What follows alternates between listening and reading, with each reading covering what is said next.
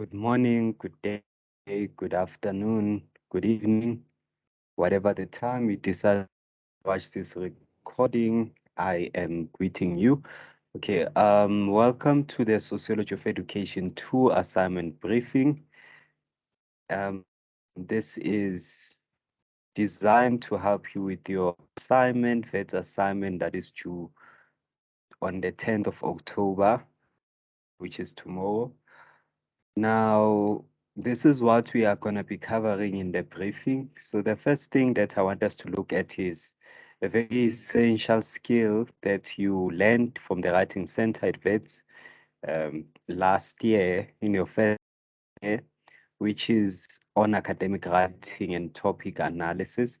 So this is very important because often at times we've been getting sort of complaints about students writing in a way not being up to that, and it sort of affects your marks as university students or second years in general.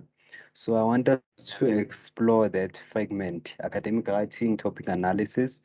Now, topic analysis then speaks to how do you really go about analyzing an essay topic that's been given to you and responding to it accordingly as per expectations. And then after that, we're going to be looking at, say, part number 1, which will be looking at the interplay between structure and agency missionary education. So this is a fragment that was ideally explored in the first year briefing. You may want to check it out at your own time. And I did encourage students to go through the first briefing before they go through this one. So please do check it out. I break down the interplay between instruction agents during missionary education, but I'm still gonna do that here, but just know that it's gonna be in relation to second year content mostly. So please just bear with me on that part.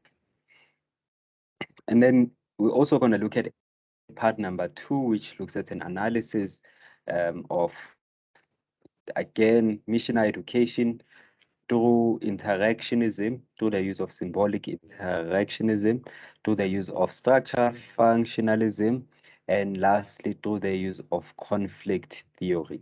So those are the 3 parts really of the session. So to begin, let's look at topic analysis and academic writing. Now, the academic writing cycle encapsulates really 5 simple steps that students should follow when they are writing their work, right?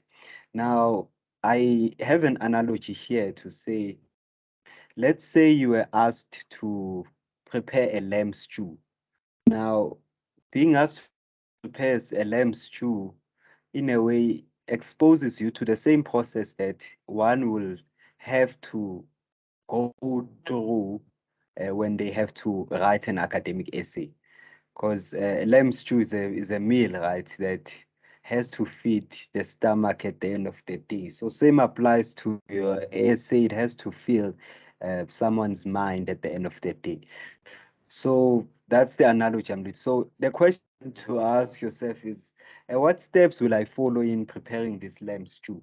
So now that you know what to do, it goes back to knowing your topic. You know what meal to prepare. So again, with academic writing, you need to know what to write. You need to know what meal, what intellectual meal should you prepare.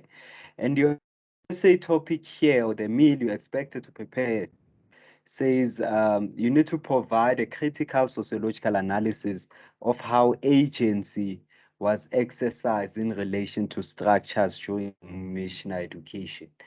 And for you to prepare this, these are the steps you need to follow. First, you need to demonstrate an understanding of the interplay of structure and agency. So that's one part. Show how interdependent structure and agency are, or how they interlink with each other as well.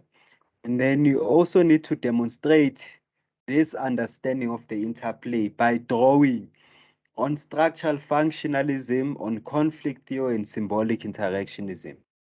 So when you draw on these 3 theoretical perspectives, or what we call sociological paradigms, you are expected to apply these theories to the colonial period in South African education. So you need to show how missionary education influenced structures from a level of macro, being you looking at structural functionalism and conflict theory, to a level of micro, which is you looking at symbolic interactionist perspective. And of course, the meso and mid-range perspective will be your structural functionalism. Remember, structural functionalism is both is both a macro and a meso-sociological perspective.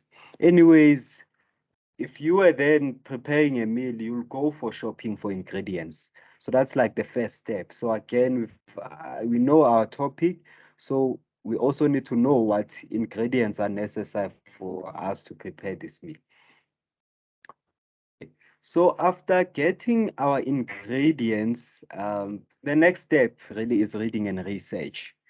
So now that we know the topic, we then need to read and research. So reading and research is being selective about what's going to be needed for us to prepare the essay, for us to prepare this lamb stew. So with the lamb stew analogy, we will prepare portions of ingredients accordingly to what is needed. So reading and research to select what is junk knowledge and what is very useful, relevant knowledge with regards to our essay. So that's the next step that you'll be following. So as you can see in that diagram, it shows us our selected ingredients for the lamb stew. We have the lamb, onions, carrots, potatoes, stock, mushrooms, some red wine, and whatnot. So those are like some of the ingredients that would be needed. So those are things sourced out from the shopping process. Yeah. So, and you notice that you wouldn't really, I mean, we're preparing a lamb stew, so it wouldn't really make sense for you to have pepperoni as an ingredient, as an example, because pepperoni works in pizza, right? Or it wouldn't make sense for you to come with cheese. I mean, uh, you're not really preparing something that needs cheese. It's a stewed meal. Yeah, so that's the next step, really. Now, after reading and researching, then you need to outline and plan. Now, what does that involve? So with your lamb stew, for example, it will be you going to check out what the recipe book says. So what ingredients are relevant, and what directions should be followed for you to prepare the full meal. So where do you start? Where do you end? Focusing and thinking about that. So that's like the next step. So with academic writing as well, that's when you outline what should form part of my introduction, what should form part of my body. And in my body, how many paragraphs do I want to have? How do I want to break down my arguments? And how do I want to structure everything? So that's where you plan. And of course, you'll have the conclusion that will summatively explore the rest of the ideas. So that's outlining and planning, the next step of academic writing. And I hope and I'm sure most of us are proficient at this really, because we've done that. In first year, we've been writing up to date. Now, again, looking at uh, the next step. So after outlining and planning, you start your writing. So you start cooking your lamb stew. So if you look at the diagrams on the side, I mean, cooking a lamb stew uh, entails you laying all the ingredients as per the need. You start frying what needs to be fried, coating what needs to be coated, and pouring things in the pot as per the need with the lamb stew. Now, when you're starting with an academic essay, you need to then look at components of each fragments, or of each step of the writing process. And with the introduction, we always say you need to have a hook that draws the reader's attention.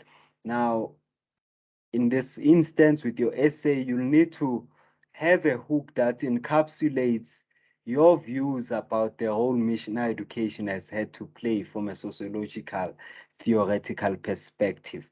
And then you'll have a thesis sentence. Then that's when you show how what you are going to do, which is providing a sociological analysis using theories of the role missionary education has had to play in the country during colonial times. Roadmap, you need to then show us how you're going to outline your arguments, in what order. So first part of the essay inquires or requires of you to show the interlink between structure agency. So that's where you start really in your roadmap. Show how structure is and was demarcated through mission education. Show how agents was demarcated. Show how the two interlink or are interdependent if they are, and then show how you would analyze these things from a symbolic interactionism perspective, from a structural functionalism perspective, and from a conflict theory perspective. So you need to show how the three relate to each other, interconnect with each other in that sense. You'll then move on to your body. Now your body still again goes back to how you'll go about your cooking process. So there are things that you put in uh, for the lamb to start getting properly prepared.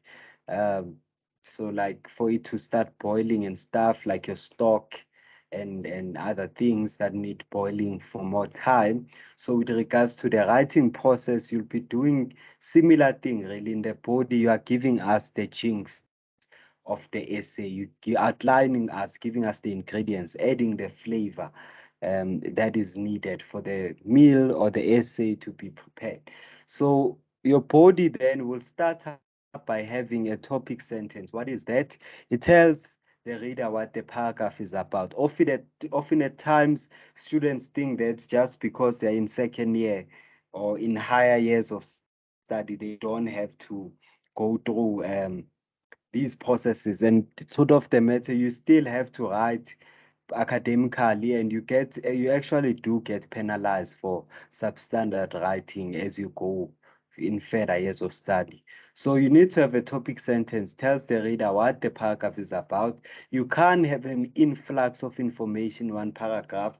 You can't bombard your paragraphs with ideas that are not cohesive, coherent, that are not to the point. So you need to always have a topic sentence for that.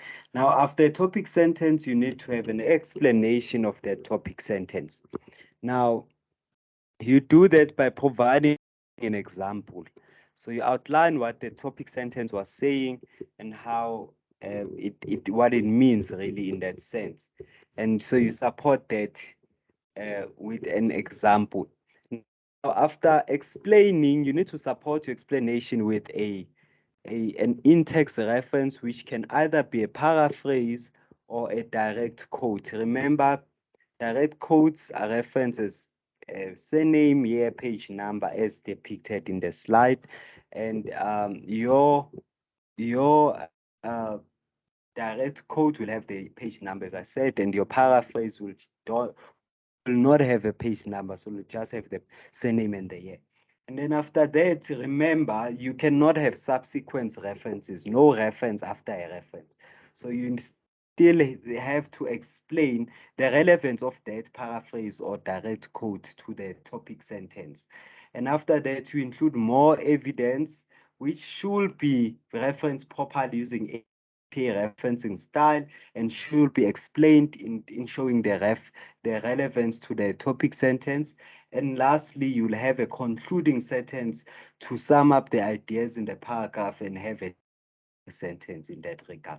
So those are the guidelines you need to follow when you're writing your paragraphs in academic format. So let's always remember that. And the last fragment really is you having a conclusion, right? Now your conclusion is like the actual meal itself. Now in the conclusion, you're expected to sum up the main ideas made, the main arguments, the main sociological points of analysis that you've made in your essay. Now, you also need to then summatively give a view, a perspective, recommendation when needed with regards to the essay topic or stance on things that we discuss in the essay topic.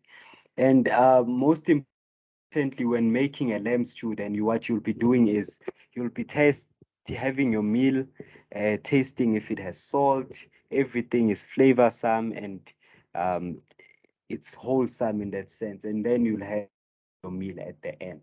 So as same applies to academic writing, you'll have to go through the editing process, checking if you reference properly, if the in-text references are in line with the references in the reference list. Make sure that things are in alphabetical order.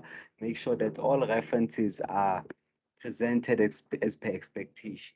So that's what you'll be doing in review and editing process. Also making sure that line spacing is as per expectation, font size is the same expectation, and your alignment of paragraphs is properly articulated and presented. Yeah, so that present neat work that is not plagiarized and that is in the correct academic format. So in essence, that's the academic writing process that involves the 5 steps: knowing your topic, reading and researching, outlining and planning, starting your writing, reviewing and editing, right? So now going back to part number 2 of the essay, of our session rather. So part 2 of the session looks at essay part number 1, the interplay between structure and agents during missionary education. So I want us to explore that quickly. So as I said, this part was explored properly in your first year briefing. Please do check it out because you guys got similar essays and their essay is more focused on what your first part of your vet's essay in second year is about. So for more like nouns, broken down ideas, please check out that reading, that video, still on our PSI YouTube channel. So do check it out. Anyways, remember, your first part says you need to look at the interplay between structure and agents during missionary education. Now, it's important for you to note that for us to make an interplay between structure and agency, we need to apply a specific kind of thinking. And the kind of thinking that we are applying is what we call the sociological imagination. So remember, this is a way of thinking, a way of viewing, gazing at the world that allows for us to see the relationship between personal experience and wider society. So personal experience is experienced by who? It's experienced by social agents. Now, social agents do experience um, what the broader society, the wider society structures have led them to, in a way, face or experience. And hence, if you think about what Giddens and Setin say, the study of sociology allows for us to make connections between what society makes of us and what we make of society ourselves. So questions you'll ask yourself when looking at the interplay between structure and agency in relation to missionary education is to say, how were the interactions between missionaries and individual Africans? So missionaries formed a sense of a structure, right, that came into South Africa. So if you look at missionaries as a structure, how were their interactions with individual Africans? How again, thinking about missionaries and Africans, who was deemed as a member of social structures in society, in South African society to be specific, during colonial times? Who was deemed as an occupant of structure, who was deemed as alienated from these structures? What connections exist between missionaries and Africans? Again, what differences exist between the two? Who is deemed encapsulated in the structure of South Africa at the time and who is excluded? And those who are excluded, why are they excluded? Um, and how does the one responsible for excluding others ensure that the other person remains excluded? So those are some questions to think about when you look at the interplay between structure agency. How were the interactions between missionaries and Africans in that sense? Now, did South Africa have social institutions recognizable by missionaries before they came? If so, what institutions are those? If not, why did they believe they did not have institutions if they didn't believe Africans didn't have institutions? So think about these questions. Are there new social institutions that were bought by these missionaries, if ever they thought that Africans don't have institutions? And if there are any institution they established, what are those institutions? Are there any connections between how they worked with each other? So those are just some of the thoughts you need to think about when you look the interplay between structure, agency, and missionary education. And again, a simple one really is to think about what we mean by agency. Remember, agency means your ability to act outside the bounds of a structure. Then if you ask yourself, and also think about what's outlined in the first year briefing, because I do look at this in depth. So I'll just quickly look at this in passing, because you have to go look at that video for like in-depth, slow, broken down explanation. But with regards to your essay, think about um, the concept agency. Would you say that Africans did indeed have a sense of agency? So would you say that agency is can be gazed upon from the lenses of something else, such as from the lenses of race? Uh, if you look at what agency means, would you say that all members of South African society, being the blacks and the whites or missionaries, all had equilateral exposure to a sense of exercising agency, or there was some form of difference in that sense? Again, who form part of structure? How were South African structures arranged as a result of missionary education? And would you say that those arrangements are acceptable from an analysis of modern day society? Would you from when you look at these arrangements, would you say that they are acceptable ways of looking at being a member of society, or they need to be questioned continuously in that regard? So what are your views in each of the stuff? Also consider how Hayes describes agents and structure.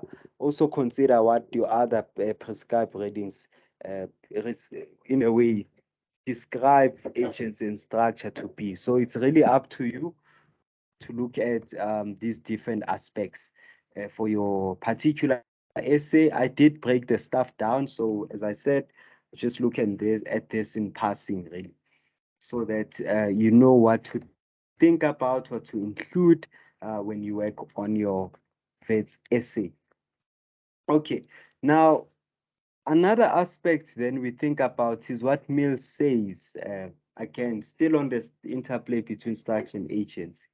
So Mills gives us a very important analysis here. He says that the life of the individual and the history of their society cannot be understood without us thinking about both. Now, which means that uh, we need to look at the dynamics, social dynamics that exist in society. And most importantly, how these dynamics in a way inform each other. Think about society at large. So those are the thoughts you really need to think about. So for you to look at dynamics of structure agency in this world that's filled by racism, subjugation, as one of the critiques that Chrissy makes, uh, that people have on missionary education, to say it led to racism and subjugation, or sexism, and women, in a way, women being looked upon as tertiary citizens, which is the last or the least dominant species, really. So what I want you to think about then is the ideas that I explore in this podcast, the link will be attached in the about section of this video. Think about what it means to be Black in society, and think about how missionaries perpetuated those ideologies of what it really meant to be Black in society. And then also maybe reflect yourself and say, do you agree with how they did things? If you agree, why don't you agree? So what problems do you have regarding how things or society has been doing things in that regard? So I want you to make that analysis. So looking at what it means to be Black, so what it means to be white in society, in that sense. Now, which then looks at a very important aspect to say that in the South African context, the idea of race has been a very controversial one that we cannot, in a way, do without, because race, truth of the matter, race is an important sociological category. And why am I saying this? I mean, Fisher 2007, page 11, says that South Africans tend to think of themselves in racial terms before they think of other aspects of their identity. And hence,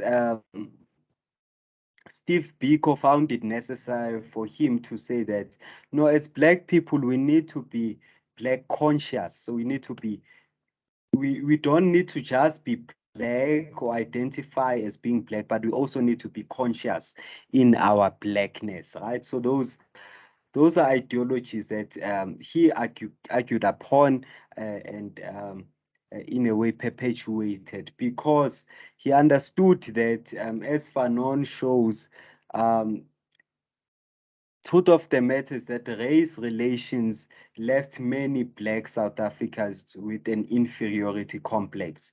And that inferiority complex, in a way, subjugates one to think of themselves as a least important species or as the least dominant species in that regard.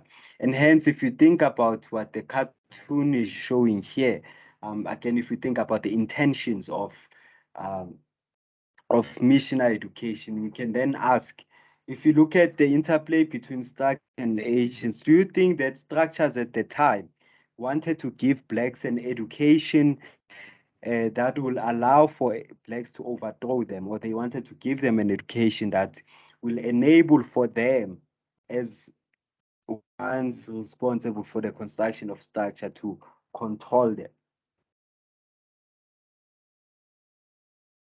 So those are some of the thoughts that you need to think about, which also relates to like some of the ideas explored, and to say, if you look at society in terms of race, which I matters the most? Is it the I or individual identity of a Black person that matters the most, or the individual identity or agency of a white person that matters the most? And the truth of the matter is that the individual agency of a white man is the same as the sociological or the societal agency of society. So which means the eye of a white person speaks for all of society. What white people deem as acceptable is what is universally deemed as acceptable. And a typical example I usually make is to say, what white people have deemed as the correct grooming standards for a workplace, it's what has been adopted by all of society, including Blacks, as the standard of grooming in their workplace, which shows that their individual identity, their way of doing things, speaks for all of society. So then a question then we ask is that, um, if you look at the church or missionary education, what role did it play in defining what it means to be Black in the world? And what play in defining what it means to be white in the world? Because the truth of the matter is that race is an important sociological category. Of course, it's not looked at upon, but the truth of the matter is that it's still an important fragment of society and it affects everything. So if you think about that, think about from a conflict perspective, what kind of conflict did these race relations brought up or bring about Africa? So summatively thinking about it, since structure entails the rules that govern society and agency entails freedom. Now the decisions we make in a way submersion to the two, they are informed by the rules put in place and how we want to exercise our individuality or individualism to make our own choices. So we then ask these questions. How was agents influenced by race relations brought by missionaries? When you analyze the role of church in South Africa, would you say that agents of a black or a white person was the same and equal importance of that in society? So what are your comments on that? Would you say agents was the same in South African society or it was different? If it was different, what caused the difference? Then also thinking about geographical allocations of black and white people in South Africa as a result of missionaries, would you say that what connotations are these locations of missionaries could say about structures black people find themselves under? So and how does that influence the black man's of agents? So those are some questions to think about. And Giddens and Seton further say that or claim that the sociological imagination demands that we should think ourselves away from familiar routines of our daily lives. We should think away from that. So again, remember missionaries came here for not just to spread church ideology, but also to spread the capitalistic mannerisms or ways of doing things. So if you look at or analyze the three stances that are in Chris's work, how would you analyze each of the views? What would you say each of the views says about the role of the church in South African schooling? How does each view show the interplay between structure, agents, personal trials, public issues, biography, and history? How does perceptions of curriculum views in missionary education say about the kind of social agents that missionary schools needed to make? How would you analyze the contrasting responses from Africans regarding missionary education? So those are some of the questions to ask yourself. Say, where would you position missionaries structure-wise? Again, if you look at the kind of jobs, what kind of jobs the education uh, institution prepare them for? Is it substandard work or is it equal to white people or is it racially based? So those are some of the things that you need to really ask yourself and think about. Now, which takes us to the second part of your essay, which is an analysis to interactionism, functionalism, and conflict theory. So for that fragment, you must remember that, and I did outline this before, but you must always remember that sociological perspectives don't just lie themselves on individuals, but in fact, they are objective mannerisms of trying to look at society from a broader perspective as depicted by the picture on the left, on the right. So we're looking at broader perspectives. Now, how do we look at them? We look at micro perspectives where we study individual to individual interactions, group interactions with the meso and macro interactions with the macro. And in you studying that, you need to ask yourself, if you look at missionaries, the role that it played, what micro interactions resulted and what micro interactions were destroyed as a result of missionaries coming to the country? The African culture, value systems, group interactions, communal interactions remained intact? Or do you think that they've changed? From a macro perspective, would you say that broader societal interactions remain the same of the change due to missionaries coming to the country? So what would you say? What are your comments on that?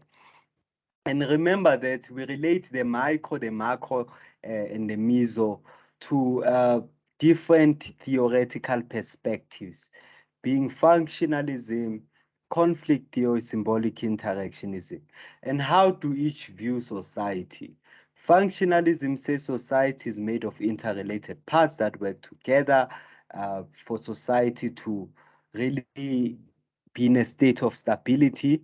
Um, um, uh, to enable for social solidarity and value consensus, while preventing dysfunctional acts or institution society. So that's one perspective. Conflict theory says that society, no, is actually categorized by social inequality.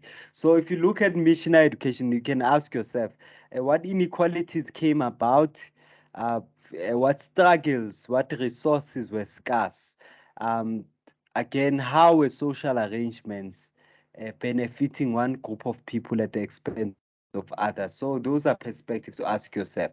Symbolic interactionism looking at what interactions existed between people and groups, what behaviors were learned in these interactions, and how did people define their immediate context.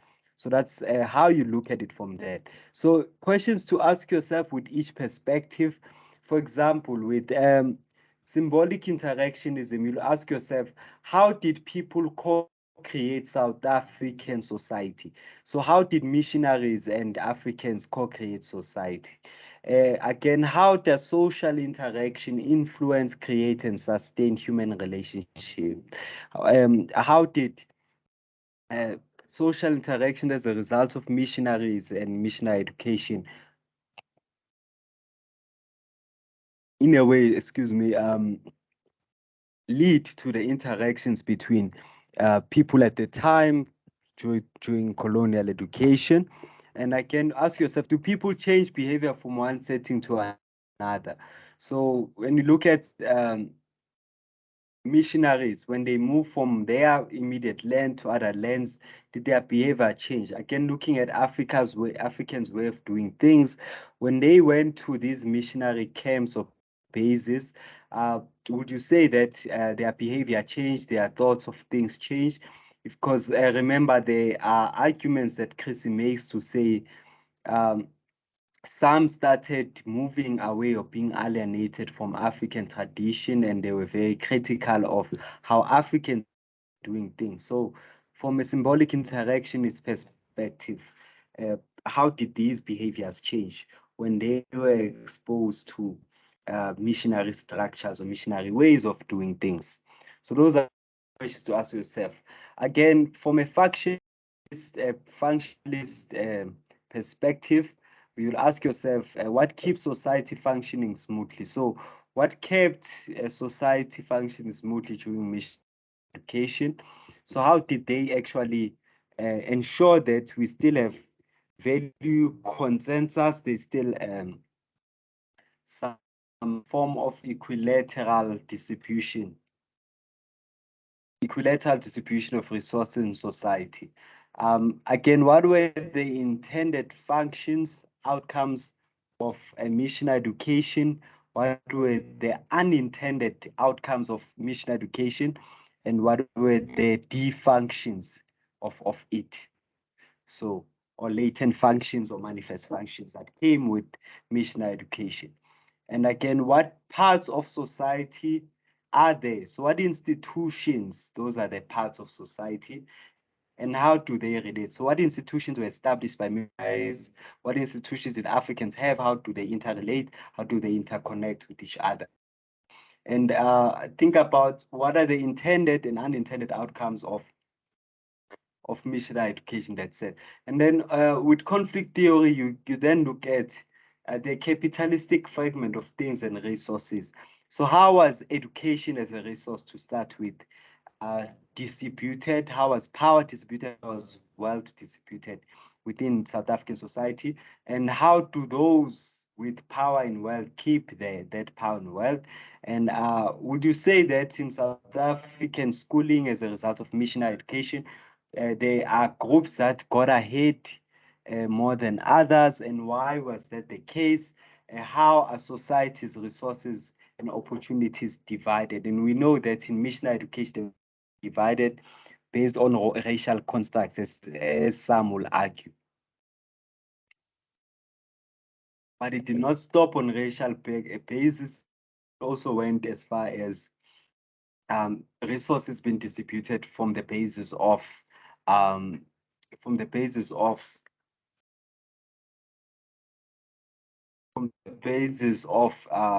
in a way gender constructs as well.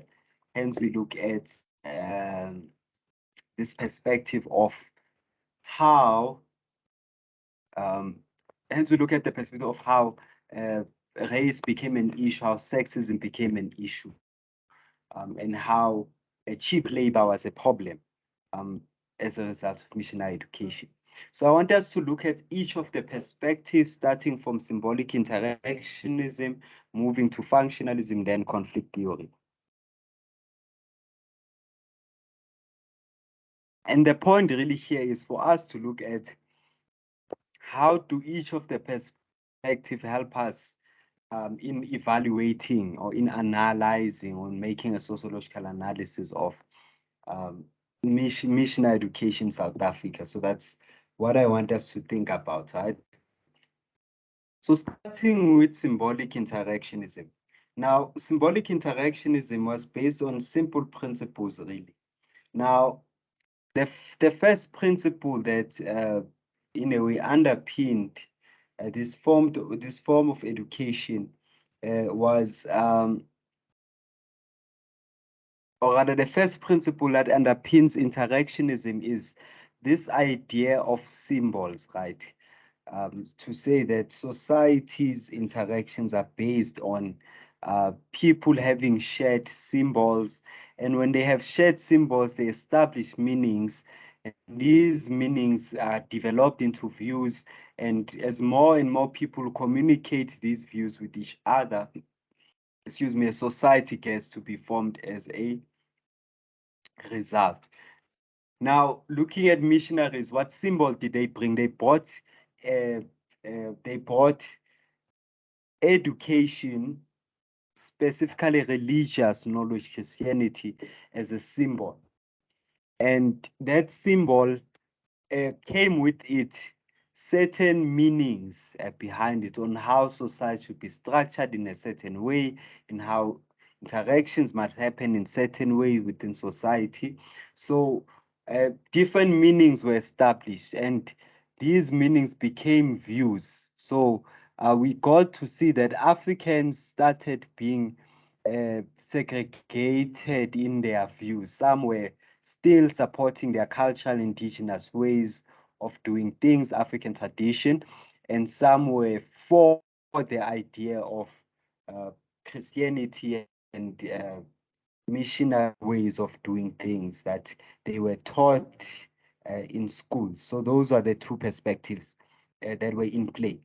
Now, soon after that, of course, people communicated with each other, and then South Africa became a society. Now, unfortunately, to our realizations, that South Africa became a very segregation-based society where people don't agree with each other, uh, are segregated in terms of race, where certain members are deemed as belonging while others don't in the society. So if you look at then the 8 principles that come with symbolic interaction, the first one says people act towards symbols, which can be ideas, objects, etc., but they do so on the basis those things have for them. So people in missionary education, and you ask yourself, what symbol were they acting on? What ideas were they acting on? And what meaning did these ideas have for them? Those are questions to ask yourself. Again, we say these meanings stem from our interactions with other people. So what forms of interactions, this question comes back, did people have with each other as a result of mission education? People do not just internalize meanings, they are able to modify them through an interpretive process. So how did people interpret a missionary education? And I think it goes back why there exists a paradox between missionary education to date, the views between that with regards to that. So it's important for you to think about what views did people have with regards to missionary education at the time, what symbols, how did they interpret their immediate context? So look at the criticisms Chrissy gives, make an analysis, sociological evaluation of how they influence individual or to group interactions in that sense. And we say that people become human through social interaction. So what social interaction existed? And people are conscious, capable of reflecting on themselves and what they do, and therefore capable of shaping their actions and interactions. So what would you say about the view that missionaries had good intentions? Would you say their methods were showing that they reflected in depthly about what they did and the impacts of what they did in causing segregation, country, sexism, amongst other issues? So would you say that as principle 6 is met in that sense when you analyze this from an interactionist perspective? We say that people define situations, give them meanings, then act towards them. So reality is social constructed. So what reality was constructed as a result of missionary education? We say people produce society. Society is the joint action of people. So how did people co-create society? And then again, looking at what it meant to be black or white in society, looking at the glass self experiment. So it shows that how mom and dad see me. So let's say you are there in the mirror, you are a black or a white person, you're looking at society from different lenses. How did your parents look at you? How did your partner, how would your partner look at you during missionary or colonial times? How would your older brother look at you? How would your girlfriend look at you or your ex-girlfriend? So looking at this from a more contextual base. So how did missionaries look at black people and how did they look at white people? How did the same missionaries look at um, how did the same missionaries look at um, the structures that existed at the time from Africans? So how individuals looked upon, how did they interact with these institutions? So those are just questions to reflect for yourself. So so the most important thing really here is to understand really the components that come with the interactionist perspective and you understanding how they relate to missionary education. So there's a reading given to you that gives us the main principles that can be used to analyze um, from a missionary education perspective. And one of the principles looks at the importance of us thinking about context. So what context is that? We're looking at the context at which um, these interactions are taking place. So the aspect of context, to be specific, with regards to this whole notion of mission education, uh, we understand that really context encapsulates situational phenomenon that take place in the societal and physical world, right? So missionaries which existed around the 19th century or the 1800s, which is when there was no fixed religion at the time, no capitalist system, no formal education. So we know that at that time, the Africans lived off their environmental produces and thus didn't have to work for money or sell their labor as they depended on the land. So that's how the context was at the time. But however, when the missionaries came, there was a reform in how the interactions would happen, as now the pre-existing symbols were reformed, and they now got introduced to Christianity in different forms, which changed what used to be their shared symbols, contextually speaking. And now formal education was introduced, selling one's labor It was the new context that they were exposed to, and which sort of changed their interactions from communistic interactions to more capitalistic interactions. So in essence, this means that their context had to do, in a way, they had to undergo a contextual shift from their indigenous way of doing things to a more um, missionary-based way of doing things, which change how African perceive in their environment, their world. It changed how they interpreted their environment, um, uh, and how they really engaged with different in a way views that they were exposed to. Because if you look at what perspective is, uh, so their perspective of their context sort of change. Which simply means that missionaries Africa just to create a new narrative that Africans were uncivilized. Thus, they prompted them to change their way of doing things from the shackles of the minds of Africans, which triggered even more perspectives through the use of religion in order to educate the Africans in that sense. So that's how that's how we observe a shift in context with regards to missionaries. Again, something to think about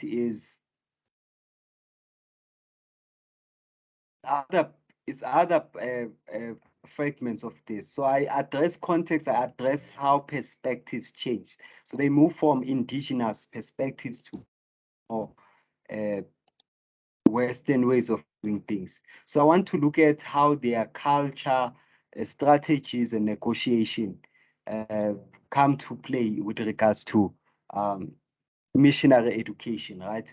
So, so now that we know how context change, perspective change, uh, we then, as uh, in a way, there was some form of a rejection from Africans. So Africans exercise their agency through the rejection of the missionaries' way of life. And this new way of life can then be seen as the third interactionist concept of analysis being culture, which is defined as distinctively a form of life which encompasses doing things in a certain way, which may be categorically unique to a specific group of people.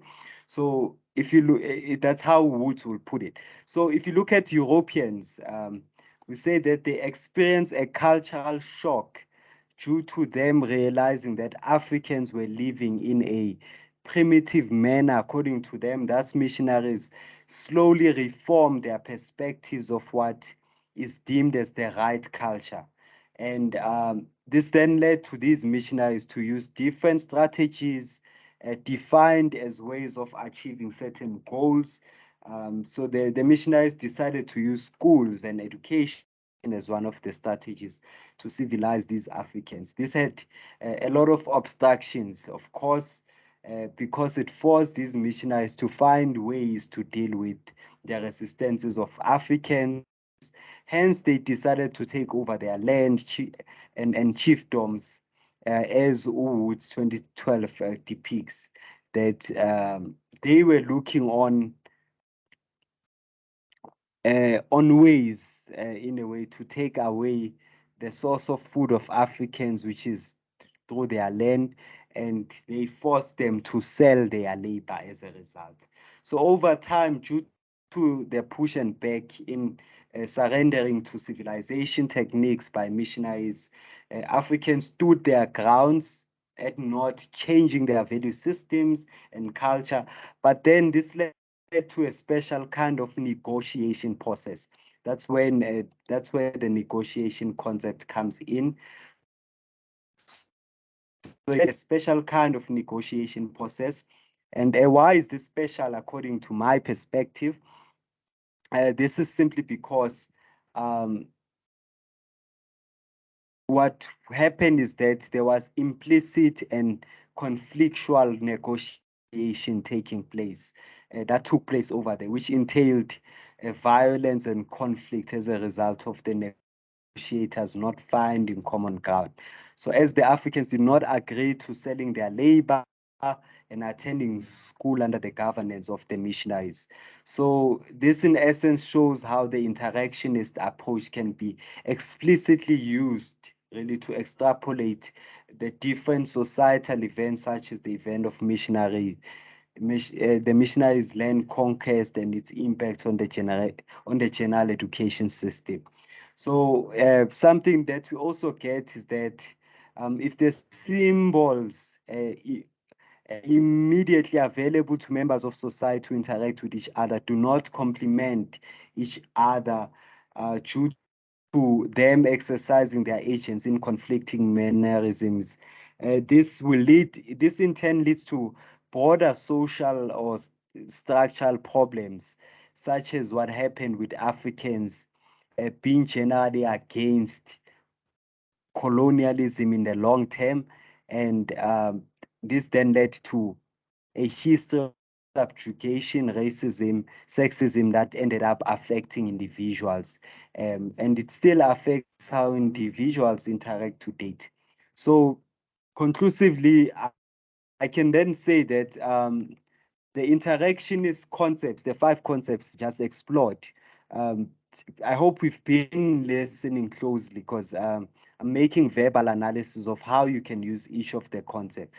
So conclusively speaking, the concepts of analysis, such as context in its physical and social sense, it may indeed affect how people choose to perceive their environment and social interactions with each other, which will lead to a formation of different perspectives, uh, which these perspectives may generally lead to a change in the culture, way of life uh, of how individuals within the particular context will do things, which will lead to different situations where strategies should be employed in the enforcement of some of these perspectives and cultural beliefs to other members of society, which may then involve the negotiation process, part of this interactionist approach, which may be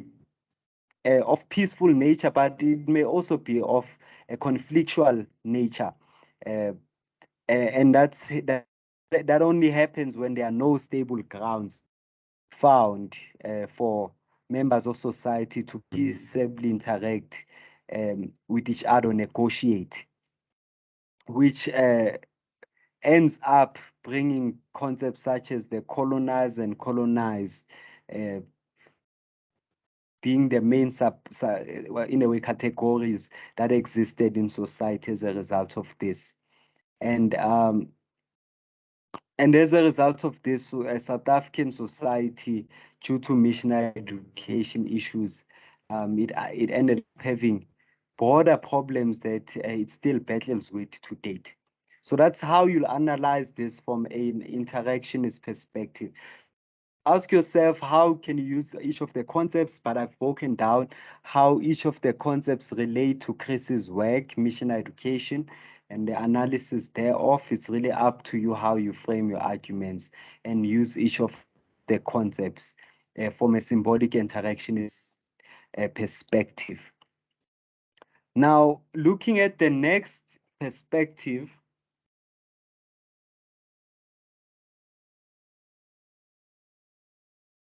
the next perspective is what we call structural functionalism. Remember, structural functionalism is both a meso and a macro sociological perspective, right? And it views society as a system of interrelated parts, and it says society is integrated by rules or norms. And these norms exist within institutions. So these norms are basically, these rules and norms are basically what governs the social processes that in a way take place within social institutions. So that's the line of argumentation with regards to that. And from an education perspective, we say that it is an institution, social institution of society, and it's not the only one. Rather, it works with other social institutions in a symbiotic kind of relationship where each institution is interrelated and interdependent. And those five major institutions are education, religion, um, uh, economics, politics or government, and the family. So that's how we look at things from the interactions perspective. Now, if you look at the analysis thereof, for example, functionalists will view education as an important institution in society because of its manifest and latent functions. Manifest functions are the intended functions, latent functions are unintended functions. And uh, and if you look at manifest function, we say those are primary functions that are intended and visible functions of education. So if you look at missionary education, when you make your sociological evaluation, you need to ask yourself, what were the manifest functions, intended functions of missionary education in South Africa? And what were the unintended functions? How were they met? Or how were the two met? And what defunctions formed?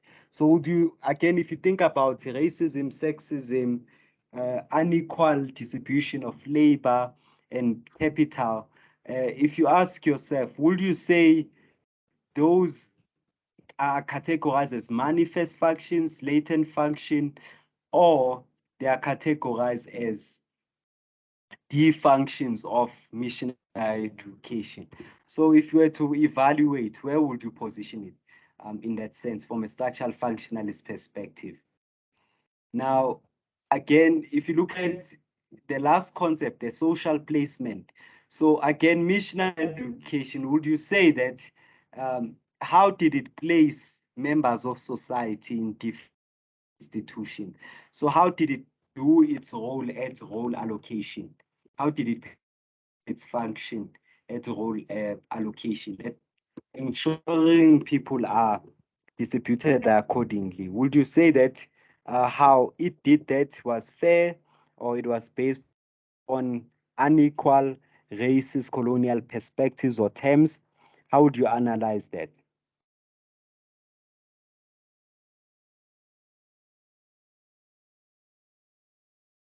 And again, if you think about the values, what values did missionary education put first, right? Because the current education system puts democracy and citizenship first. So if you think about missionary education, views did it put first, and which views did it put last?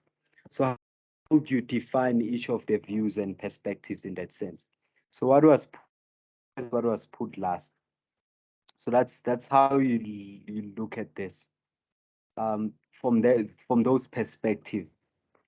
Now, questions to then ask yourself: if you were to make an analysis of uh, the different institutions that were formed, because remember, structural functionals looks at how uh, society functions as an organ or an organic system of interrelated parts. So if you look at the interrelated if you look at the institutions that missionaries put in place, such as merchants, magistrates, and whatnot, uh, and the missionaries themselves, how would you say they were interrelated or interdependent in their work? Um, so you need to make that analysis as well from a structural functionalist perspective. Because remember that structural functionalism asserts that society, as I said, is a complex organic machine made of fragments or sections, uh, in a way made of fragmented sections that complement each other for the general functioning of society. So remember, structural functionalism asserts that these fragments uh, are the primary institutions of society that range from religion, family, economy, education, politics, or government. And it asserts that uh, for society to reach value consensus or a state of stability, these institutions have to work hand in glove for the betterment of society. Thus, aware or unaware, we can argue then to say that missionaries, merchants, and magistrates formed part of these institutions described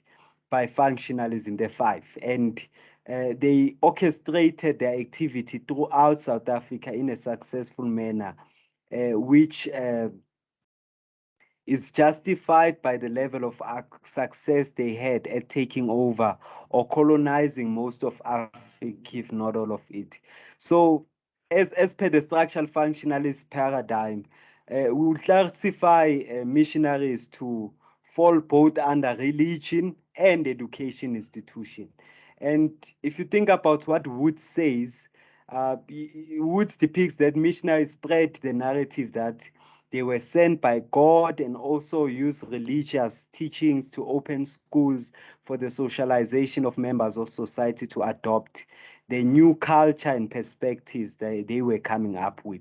So, if you think about religion, then religion, which is something spiritual and closer to Africans, was used to strengthen their philosophy on their colonial ideologies that were being spread, such that members of society should sell their labor on the land, since schools were already socializing members of society on these capitalistic ideologies. This then allowed for the socialized members of society to be allocated to work under the merchants and manufacturers, which fall under the economy institution of society. So this institution was dependent on education as an institution for labor. So it shows that religion, in a way, used education to carry out its goal, and education was dependent on religion, vice versa. And it also shows how merchants, which form part of the economics, were dependent on education to ensure that members of society are socially acculturated with these principles, or socialized with these principles, so that they form as a labor force that will in turn assist in funding some of the activities of the institution. So when people would work under economics, I mean, that will help fund the education, which shows interactions between the two as well. So, and we know that with time taxation introduced, and we know that there were instances where Africans were against the events taking place and their land being taken away. So, to maintain order and create law, the magistrates come to the picture, as they form part of the politics or government institution, which meant all unlawfulness would have to be dealt with for a more stable evolutionary change, as members of society were socialized to shift from their indigenous ways of doing things, to the colonial ways of doing things. Thus, this shows that all the three work together and they formed the five institutions in that sense, with the family, of course, being responsible for sending children to join these missionary schools, in that sense. So the five institutions work together, which shows that indeed, according to structural functionalism, society was an organ machine. So when you make your sociological analysis, then you need to look at how the five institutions worked. Whose agency was championed? Was it black agency or white agency? And whose ideals govern structure? Was it black ideals or white ideals? So look at the homogeneous and heterogeneous nature of this organ system. That's just one way to think about it. Again, if you were to compare structural functionalism, symbolic interactions, analysis of the role of the church in South African history, um, as an aspect to think about for your essay, you will note that, of course, the role of the church in South Africa education from structural perspective is reflected in how education ensures that there is value consensus um, in society. But then if you analyze sociologically missionary education, would you say that was true? So which brings in the idea of conflict theory. Would you say that it was true that there was value consensus in South Africa, or there was some form of conflict? Um, and if you look at then who was responsible for the conflict? So, and we know that the churches had a huge role to play in the conflict, as religious knowledge was made a tool in taking, was made or used as a tool in taking over South Africa as a country. So thus, black people were socialized to be obedient to the government of the time, which made it to um, which made it a point that they convert all Africans from the African beliefs to Christianity for the maintenance of social order. So it was through this that education system was moved to be a provider of skills, of different roles in society, and now it started to then also providing a labor force for other South African institutions and it's through these assistance of other institutions with the role allocation, which makes it easy for other institutions to determine the members of society that will serve as part of a labor force for the respective institution. So, which then looks at the idea of the idea of meritocracy, which functionalism looks at. So we know that functional meritocracy is really achieved as people are allocated as per their qualification to different institutions of society and taught social solidarity as a result. So now we know that missionary education was instrumental from a symbolic interactionist perspective in how uh, it through through modifying symbols that uh, people or individual to individual interaction will take place as a result of they were able to then deconstruct African structures and replace these African structures with uh, these missionary colonial structures in that sense. So that's just one perspective you can look at in that sense. When you try to analyze interactions between structural facts, symbolic theory, and conflict theory as well, with regards to missionary education. And still on conflict theory, we know that conflict theory was formed as a result of Marx and Rousseau's view of man as, in a way, a conflict-filled social animal, if I can be extreme in that sense about it. So that's how they describe to say we are social beings as humans and will always fight for resources. So the quote that says humans are born free, but everywhere they are in chains, which is reflected by what conflict theory says to say, even though you are innocent and all, but you are going to be affected by conflict in society, right? And the conflict theory is based really on the premise of social stratification. And remember, social stratification simply looks at the hierarchical arrangement of large social groups based on their control over certain resources in society. So if you look at missionary education, you can ask yourself, who had control over basic resources, who had access to resources, who did not have access to resources? How did those who have access to resources keep them? And how did those who did not have them try to get them? And that's where conflict arises. And we know that social structural inequality is often based on class. So it was based on class. So What would you say about missionary education? Did it perpetuate ideologies of classism, racism, sexism, gender? Because these are perspectives that Chrissy looks at in the criticisms. Again, age and other attributes on which society places value. So you can ask yourself, what social stratificatory um, principles did South African society identify with? And what problems did those principles lead in a way or contribute to the broader scale of things with regards to resource allocation, access, and conflict? So would you say that Africans were happy about their, their values and cultures being taken away? Do you think girls were happy with being retracted from schools and not having access to education?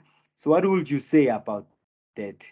And how does mission education, in that sense, um, affect how we perceive society to date as a result? So what would you say with regards to that? How would you analyze those perspectives? Again, looking at conflict theory in relation to education, what beliefs would you say that were reinforced by education systems? Because according to this, conflict theory believes the education system reinforces and perpetuates social inequalities that arise from differences in class, gender, race, and ethnicity. So how did missionary education uh, perpetuate this reinforcement of these inequalities? So make an analysis of that um, in your essay, right? And also looking at this aspect to say, again, education systems preserve the status quo and push people of lower status into obedience and maintain socio-economical disadvantage. So ask yourself, how did missionary education do this? Again, fulfillment of education is closely linked to social class. So would you say that education worked for everyone or only worked for certain people? Again, what are your comments on um, curriculum, on how it was distributed? Because there are three different views, remember, that Chrissy makes. Some were like, no, no, no. Some missionaries were like, no, no, no, we should all get the same education. Some were like, no, no, no, Africans must get education that's relevant to their local context to prepare them for the social realities of their local context. Others were like, no, no, no, blacks are the less species, they should know their place. So we should have an education system that prepares them to know their place. And they're just mere laborers. So if you look at those three analyses, what would you say? Um, what kind of conflict existed as a result of mission education? Um, Again, cultural capital. Again, would you say that missionary education valued the cultural knowledge that Africans had, or they disregarded it, right? Um, and and whose culture then was perpetuated, and whose culture had to in a way dominate in that society as a result? So those are just some perspectives think about in your analysis. Again, still on education, from conflict theory perspective, then you can ask yourself, since members of the upper middle class have more cultural capital than families in lower class or status, ask yourself, how did education ensure this cycle, missionary education, make sure the cycle stays intact? Educational system maintains a cycle in which dominant values are rewarded. Now, whose values guided society, whose values were disregarded, and why was that the case? What hidden curriculum was taught? And most importantly, we can look at how sexism was part of the hidden curriculum, how uh, being just a mere labor in society, objectification of Black people was part of the hidden curriculum.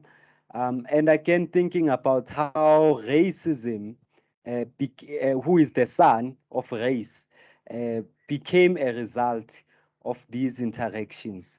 And what would you have to then say about these inequalities in that sense?